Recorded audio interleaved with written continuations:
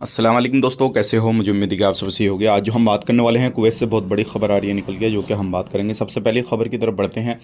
अभी यूनिवर्सिटी की तरफ से कुछ नए फैसले लिए गए हैं कि अगर कुवैत के अंदर कोई भी बंदा किसी भी ऐसे बंदे को पनाह देता है, अपने पास में रखता है, जो कि इलीगल है कुवैत के अंदर, तो ऐसे बंदे पे बड़ी कार्रवाई की जाएगी। ध्यान रखिएगा कि आप अगर इलीगल बंदे को अपने पास में रखते हैं तो आपके ऊपर भी कार्रवाई की जाएगी, और जो बंदा रहेगा आपके पास उसके ऊपर भी कार्रवाई की जाएगी। तो इस चीज़ का खास करके ध्यान दें, लापरवाही बिल्कुल ना बरतें।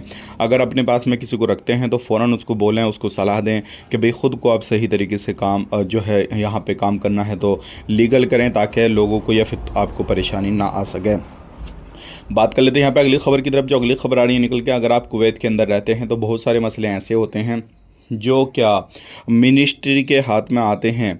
यानी कि ऐसा होता है कि मिनिस्ट्री के हाथ में कोई भी मसला या किसी भी तरीके का कोई भी केस का, तो बहुत सारे लोगों के सवाल ये रहते हैं कि हम अगर पकड़े जाते हैं कुवैत के अंदर, कोई मुकदमा वगैरह हमारे ऊपर चल रहा है, तो कितने दिन में हम सफ़र कर सकते हैं। तो मिनिस्ट्री का अपडेट यहाँ पर आया है कि कम से कम आपको 1 महीना लगेगा।